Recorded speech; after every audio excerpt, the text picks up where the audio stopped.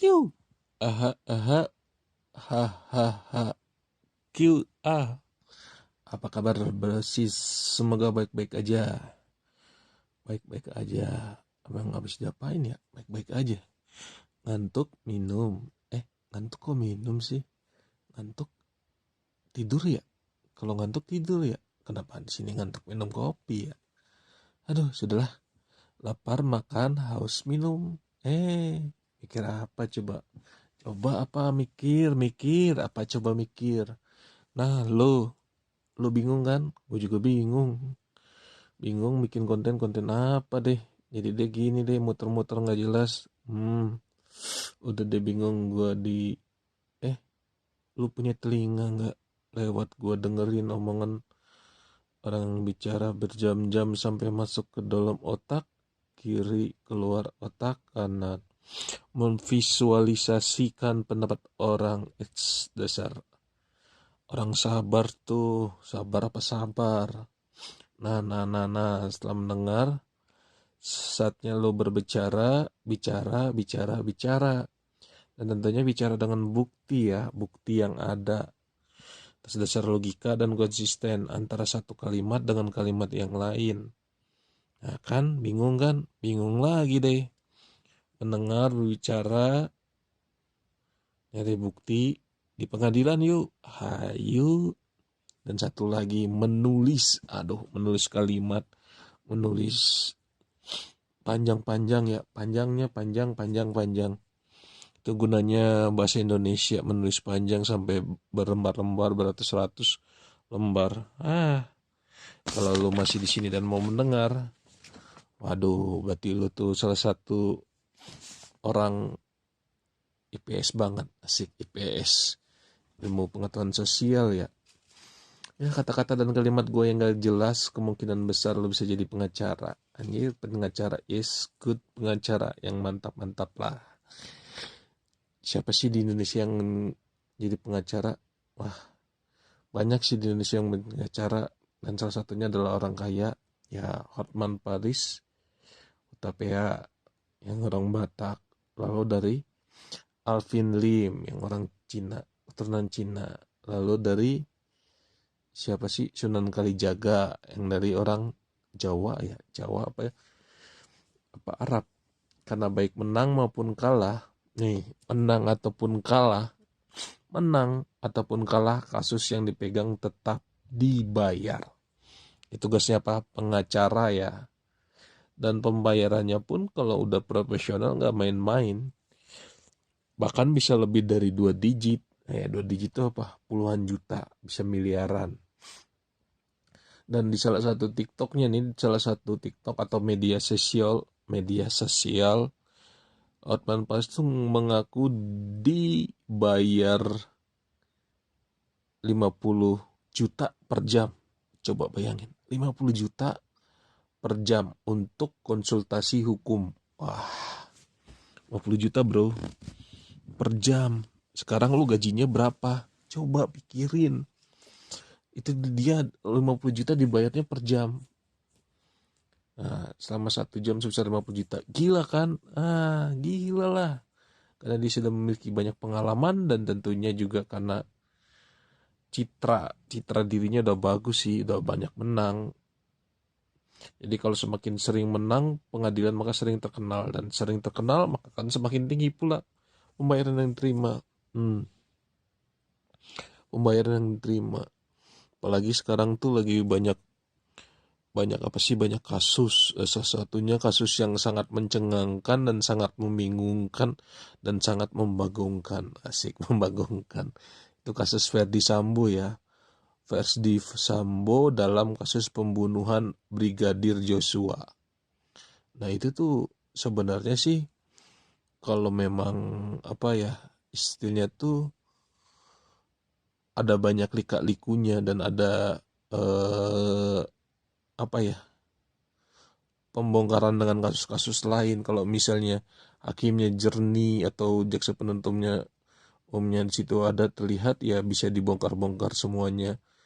Ya tapi kalau pengacaranya si Ferdy Sambo bagus, ya Ferdy Sambo lepas, atau dia eh, lepas tanpa bersyarat, seperti ya Ferdi Sambo. Tapi bagus sih emang, kalau kita perhatikan cara saksinya berbicara, cara jaksanya, cara hakimnya. Nah, di sini nih yang gue nggak suka nih. Hakim itu terlihat ya, hakim itu terlihat, sudah terlihat eh, mengarah ke apa sih? Mengarah ke sudah terlihat pembuktian bahwa Ferdi Sambo itu bersalah, tapi nggak tahu nanti gimana kasusnya. Karena di situ dia tuh banyak banget sekali tuh hakim tuh menekan dengan istilahnya tuh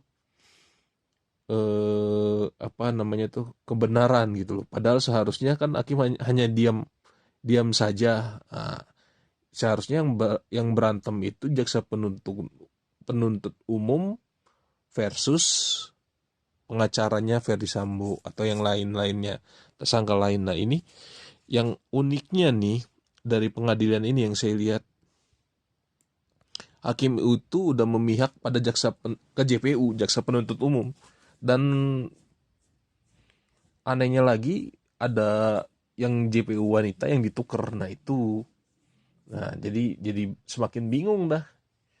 Apalagi dengan kesaksian-kesaksian yang menurut gua sih sudah inilah berulang-ulang, jadi bingung kayak gitu. Nah, dari sini nih, dari gua lihat terus ada lihat dengan banyaknya riwah-riwuh, pengen banget jadi pengacara.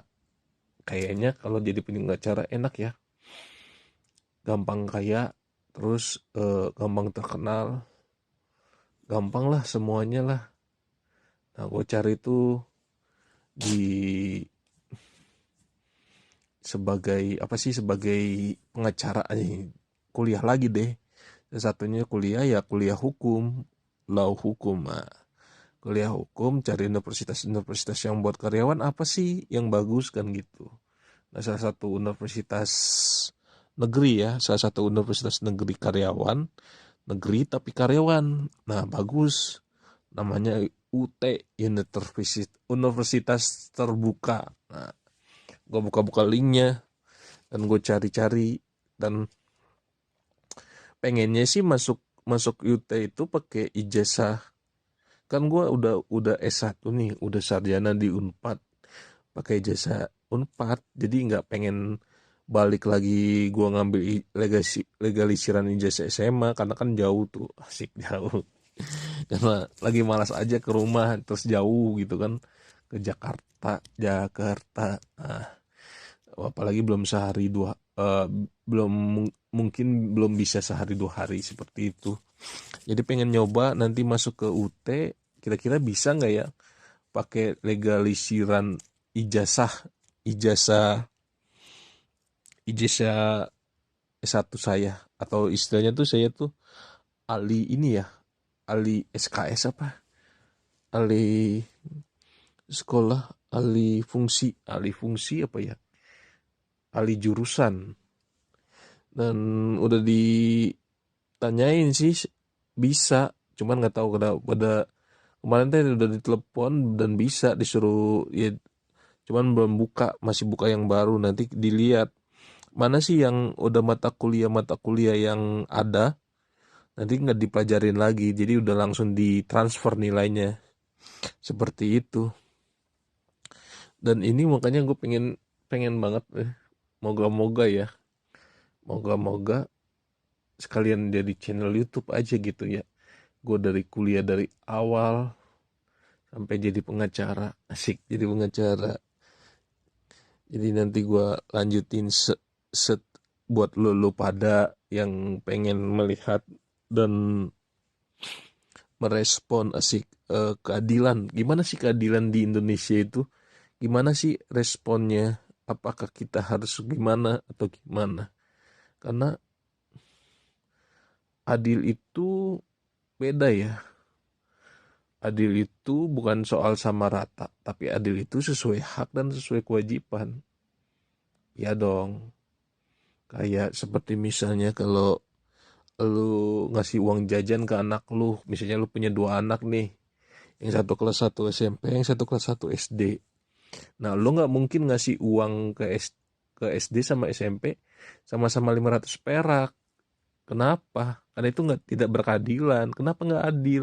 Iya, karena SMP kebutuhannya lebih banyak daripada SD, seperti itu. Jadi bisa takarannya seperti itu, misalnya 1.000 atau buat SD 2.000 untuk yang SMP. Nah, untuk yang selanjutnya sampai di sini aja perkenalan saya, dan semoga ya bisa terus membuat konten tentang hukum, karena saya mikir keadilan di Indonesia harus ditegakkan dan kita harus terjun langsung dan tidak bisa melihat aja gitu. Jadi see you next time, dalam mungkin kita cari kuliah nyoba-nyoba pendaftaran di UT ya, berhasil atau enggak. Dadah.